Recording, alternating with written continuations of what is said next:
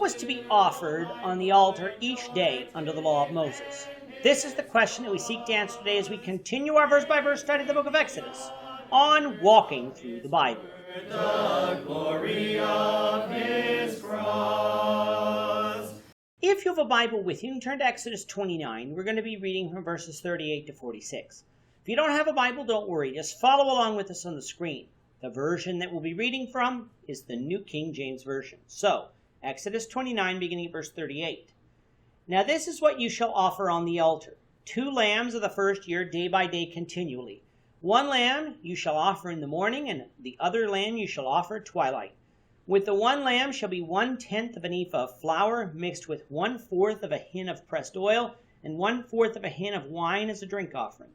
And the other lamb you shall offer at twilight, and you shall offer it with the grain offering and the drink offering, as is in the morning, for a sweet aroma, an offering made by fire to the Lord. This shall be a continual burnt offering throughout your generations at the door of the tabernacle of meeting before the Lord, where I will meet you to speak with you. And there I will meet with the children of Israel, and the tabernacle shall be sanctified by my glory. So I will consecrate the tabernacle of meeting and the altar. I will also consecrate both Aaron and his sons to minister to me as priests.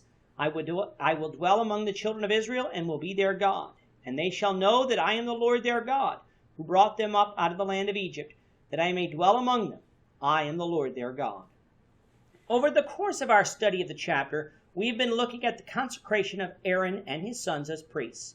They needed to be consecrated before God so that they could be regarded as holy.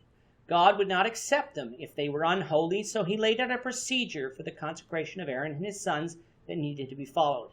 It's not that any one of the things we read about had any consecrating power in and of themselves, but when they obeyed God by faith, they trusted that God would consecrate them just as he said he would. Today, when we obey God through faith by believing in Jesus, repenting of our sins, confessing our faith, and being baptized for the remission of our sins, it's not that any one of these has any saving power by themselves. What gives them their power is the grace of God, through which he forgives us of our sins. This grace is made possible by Jesus dying on the cross. When we are baptized, our sins are forgiven, and not a moment before. But that's something we do not see or feel. We have to have faith in what God has said and trust he will do what he said. Coming back to Exodus 29, we find that once Aaron and his sons were consecrated, they would take up the duties of the priest and serve before the Lord in the tabernacle. What we have in today's reading is what can be known as the daily offerings. Each day, there were to be offerings upon the altar of the Lord. The altar that we're talking about here is the altar of burnt offering.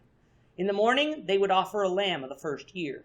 When the sacrifice is described again in Numbers 28, we also find the lamb was to be male and without blemish. This last feature was to be expected since God never accepts blemished sacrifices. He always wants the best. This would be known as the continual burnt offering. Along with the lamb, they would offer 1/10 of an ephah of flour mixed with 1/4 of a hin of pressed oil. If you recall back to lesson 62 of our series, an omer was also 1/10 of an ephah. An omer was 2.3 to 3.64 liters, or about 0.6 to 1 gallon.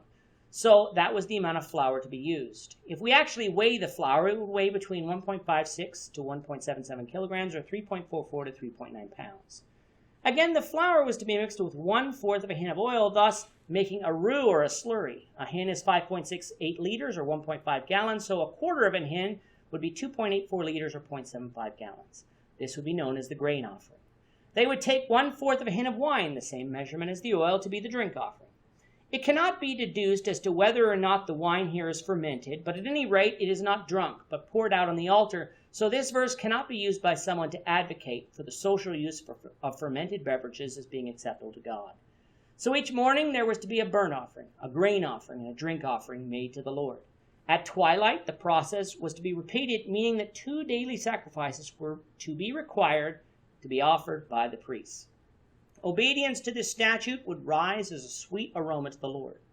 The chapter ends with God telling Moses that it would be at the tabernacle of meeting that he would meet with him and Israel, and it would be there that he dwells among them, thus signifying again the importance of the tabernacle. With that, our time is up today. We will be taking our 3-week summer break and will return, the Lord willing, on Monday, August 19th, 2019. When we return, we'll take up with Exodus 30, verses 1 to 10.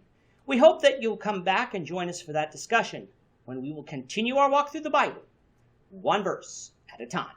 I'm not a Thank you for watching today's episode. We hope that you found it edifying and ask that you not only subscribe to our channel and podcast, but that you like and share this episode among your friends so that the saving gospel of Jesus Christ can go out to the whole world.